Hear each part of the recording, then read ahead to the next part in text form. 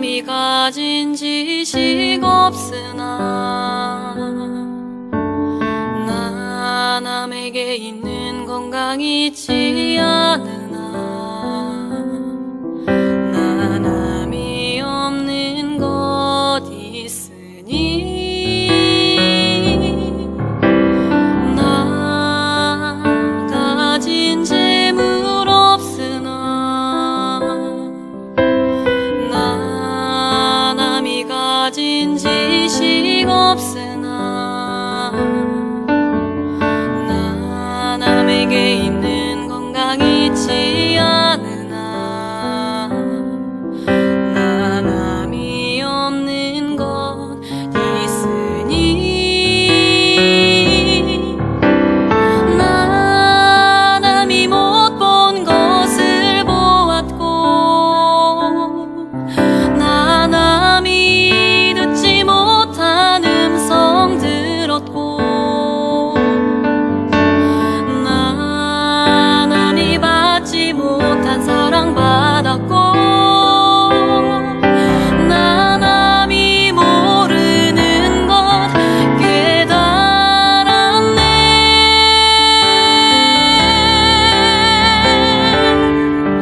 공평하신 하나님이 나 남이 가진 건 나 없지만 공평하신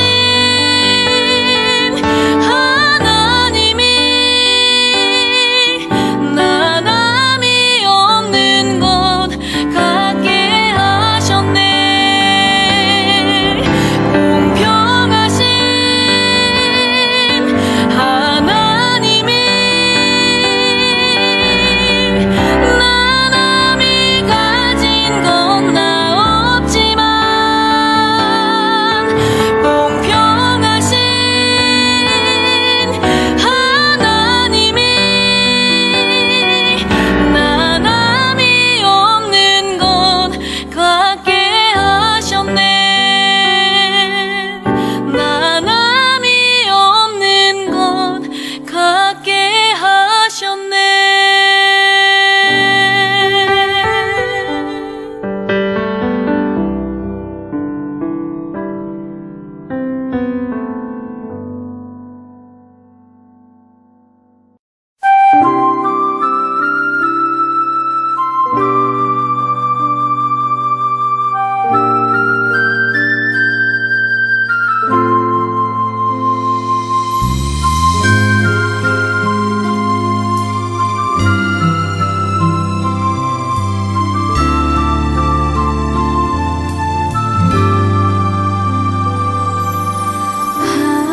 하나님의 음성을 듣고자 기도하며 귀를 기울이시고 내 기도를 들어주신다네. 깊은 웅덩이와 수렁에서 끌어주시고 나의 발을 반석 위에 세우시사 나를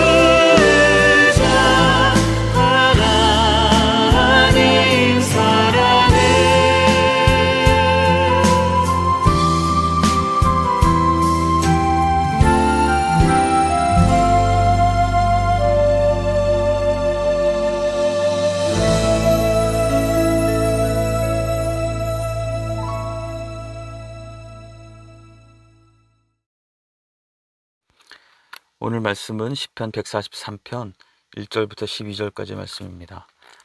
다윗의 시.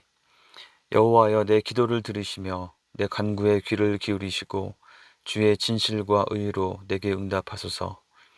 주의 종에게 심판을 향하지 마소서. 주의 앞에는 의로운 인생이 하나도 없나이다. 원수가 내 영혼을 핍박하며 내 생명을 땅에 엎어서 나로 죽은 지 오랜 자 같이 나를 암흑 속에 두었나이다. 그러므로 내 심령이 속에서 상하며 내 마음이 내 속에서 참담하니이다. 내가 옛날을 기억하고 주의 모든 행하신 것을 읊조리며 주의 손이 행하는 일을 생각하고 주를 향하여 손을 펴고 내 영혼이 마른 땅같이 주를 사모하나이다. 여호와여, 속히 내게 응답하소서. 내 영혼이 피곤하니이다. 주의 얼굴을 내게서 숨기지 마소서. 내가 무덤에 내려가는 자 같을까 두려워하나이다. 아침에 나로 하여금 주의 인자한 말씀을 듣게 하소서. 내가 주를 의뢰함이니이다. 내가 다닐 길을 알게 하소서.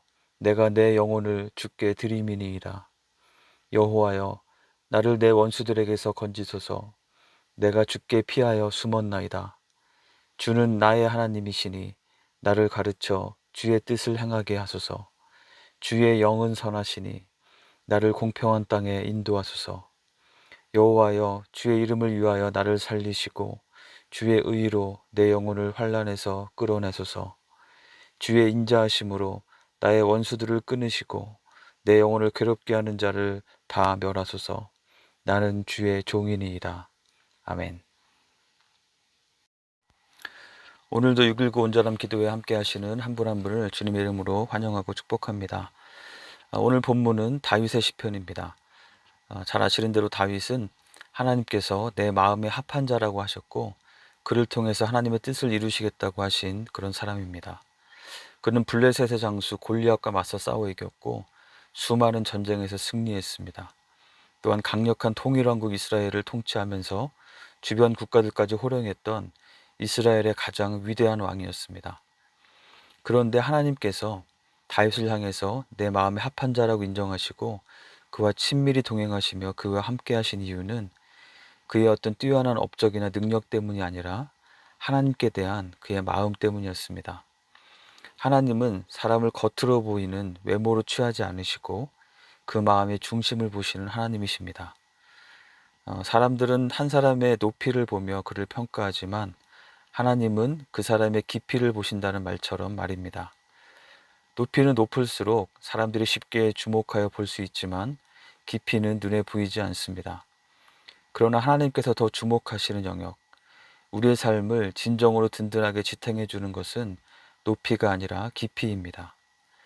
요즘 우리가 함께 묵상하고 있는 시편들은 다윗의 그 깊이를 엿볼 수 있게 해줍니다. 그의 삶에 있어서 하나님과 자신 외에는 아무도 알 수 없는 그 영역, 하나님 앞에 홀로 나아가 서 있는 다윗, 그가 하나님 앞에 토로했던 그의 기도와 고백을 볼 수 있습니다. 오늘 시편 143편을 통해 발견하는 다윗의 모습, 그의 내면, 그의 그 깊이의 영역에 대해서 함께 살펴보면서 우리의 삶의 깊이에 대해서도 함께 돌아보는 시간이 되길 원합니다. 시편 143편의 구체적인 역사적 배경을 알 수는 없지만 다윗이 이스라엘의 왕으로 세워져 가는 과정과 또한 그가 왕으로서 살아가는 동안에 그의 삶에는 그를 지지하고 세워주는 사람들도 많았지만 그를 넘어뜨리려고 하는, 그를 대적하는 원수와 같은 사람들이 외적으로 내적으로 많이 있었습니다. 이것은 비단 다윗에게만 특수하게 적용되는 것이 아니라 우리 모든 사람들에게도 마찬가지로 적용되는 상황일 것입니다. 나에게 어떤 구체적인 위협이나 핍박을 가하는 특정한 사람이나 환경이 있을 수도 있고 아니면 자신의 속에서 우리를 자꾸 넘어지게 하는 죄성, 또한 이것을 자꾸 부추기며 우리를 괴롭게 하는 그 사탄의 미혹이 될 수도 있겠습니다. 이러한 것들은 우리를 많은 고통과 고민과 갈등 속으로 몰아넣습니다. 하나님의 마음에 합한 사람 다윗은 이러한 것에 대해서 과연 어떻게 대처하며 이 큰 싸움에서 승리할 수 있었을까요? 먼저 그는 흔히 말하는 멘탈이 강한 대장부는 아니었습니다.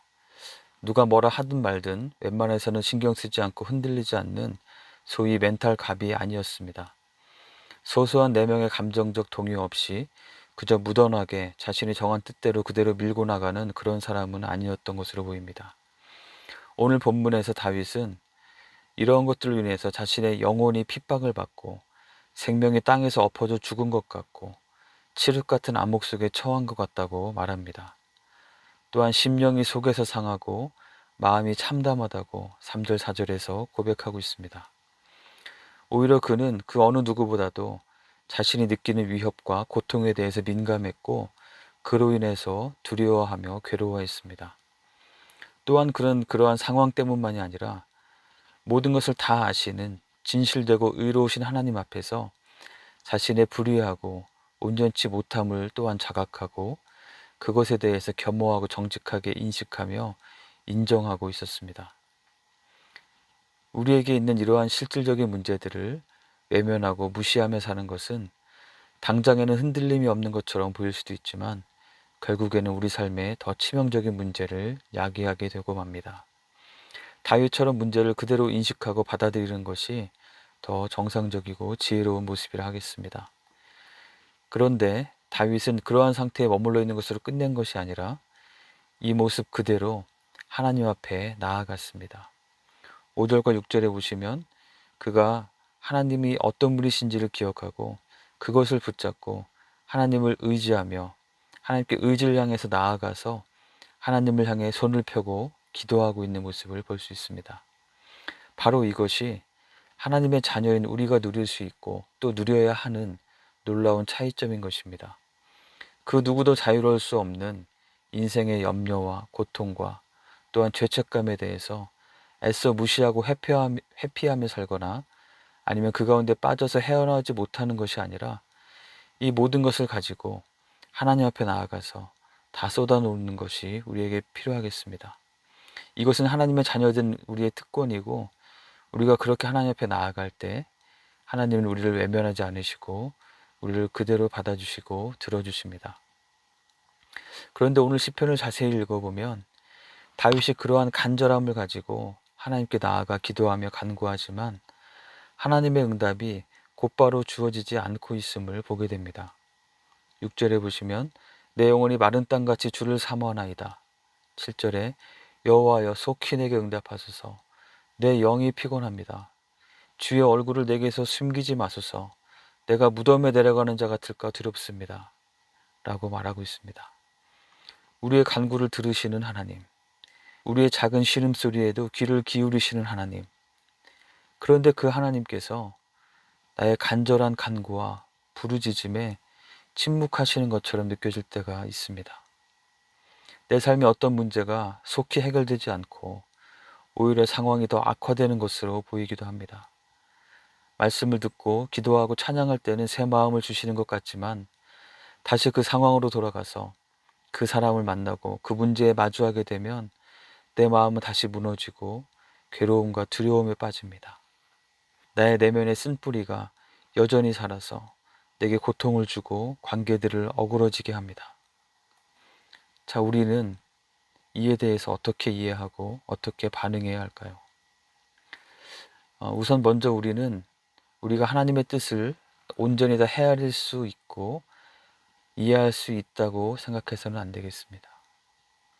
마치 하나님의 일하심이 우리의 이해의 영역 안에 있어야 하는 것처럼 우리가 모든 것을 해석하라고 하는 것은 매우 어리석고 교만한 생각임을 명심하면 좋겠습니다.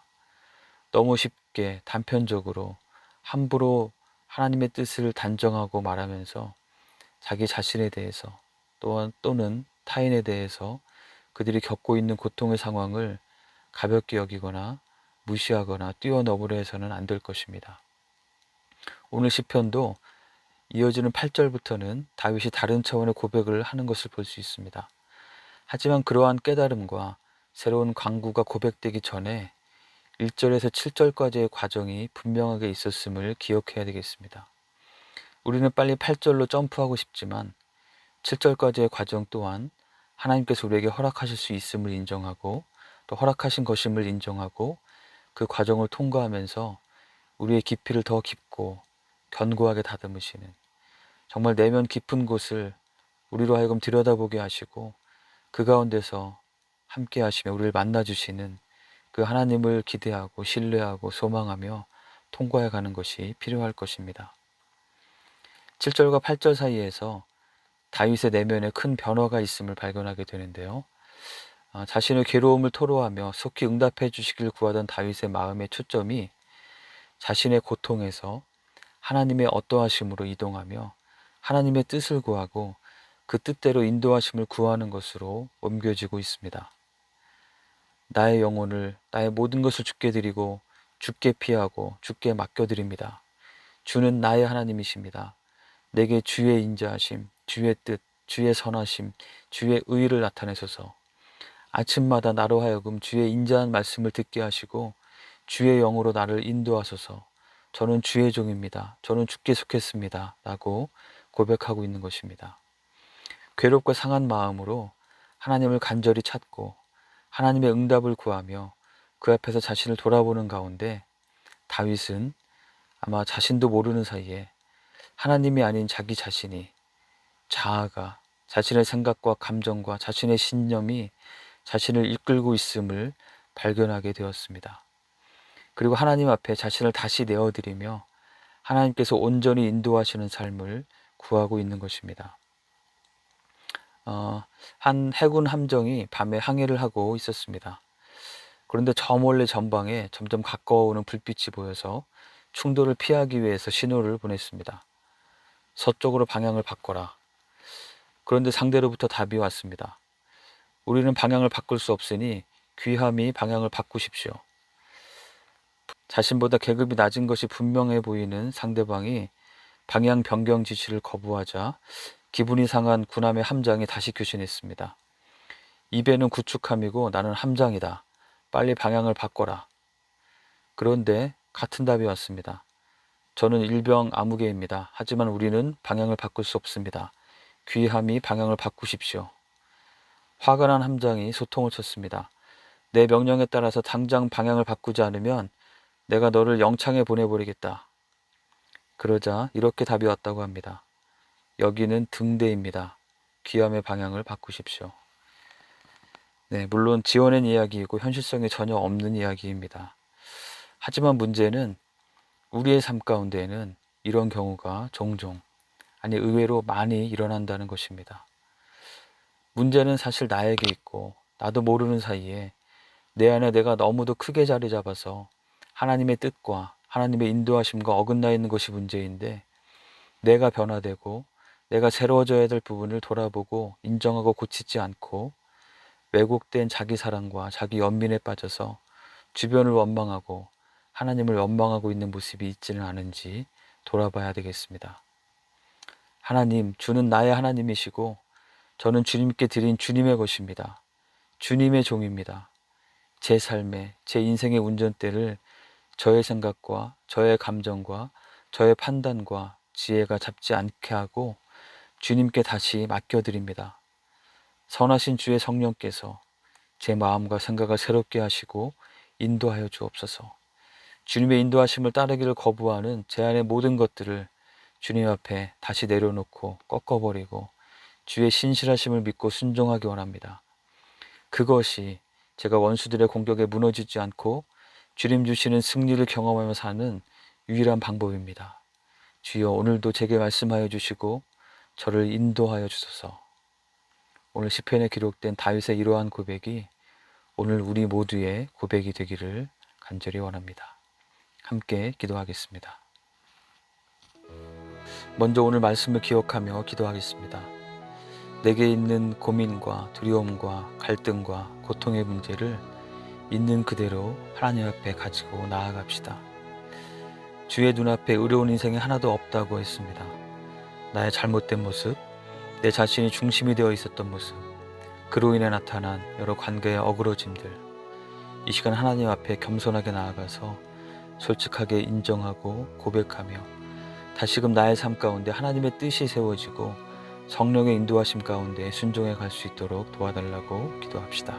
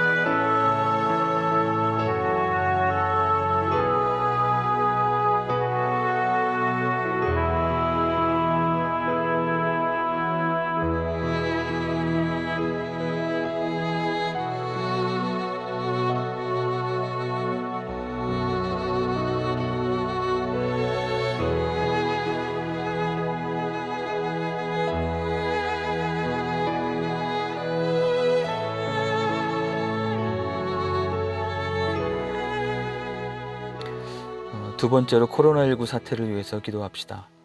여전히 무섭게 확산되고 있는 바이러스로 인해 고통 중에 있는 환자들, 함께 어려움을 겪는 가족들, 또한 벌써 오랫동안 이 바이러스와 일선에서 싸우고 있는 의료진들에게 힘을 주셔서 오늘 하루도 잘 이겨낼 수 있도록 기도합시다. 또한 바이러스 자체뿐만 아니라 이로 말미암아 우리 사회 전반에 많은 어려움들이 야기되고 있습니다. 정치적으로, 경제적으로, 여러 가지 정서적으로 하나님께서 속히 안정과 평안을 회복시켜 주시도록 함께 기도하겠습니다.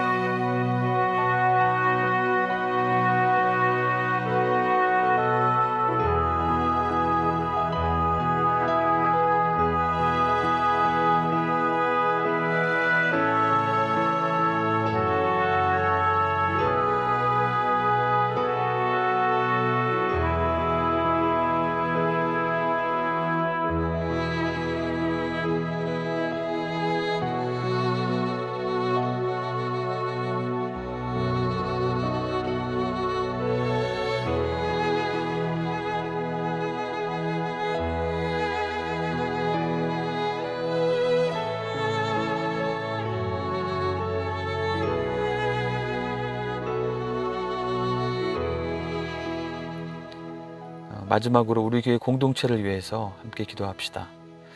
오늘은 우리가 속한 목장원들을 기억하면서 기도하면 좋겠습니다. 우리 목자 가정, 또 목원들 한 가정씩 자녀들까지 이름을 기억하고 부르면서 그들을 위해서 기도합시다. 정말 많은 것이 제한된 이 팬데믹 기간 중에도 신체적으로 또 영적으로 정서적으로 건강하게 붙잡아 주시도록 한 가정 한 가정씩 진심으로 중보하고 축복하면서 함께 기도하겠습니다.